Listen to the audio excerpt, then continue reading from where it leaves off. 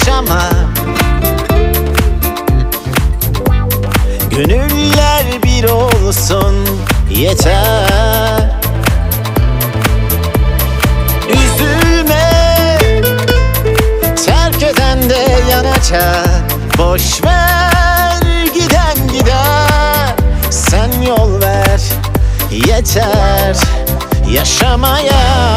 Haydi gül, hayat seni yense de, zaman gelip geçse de, sen meydan oku yıllara yaşamaya.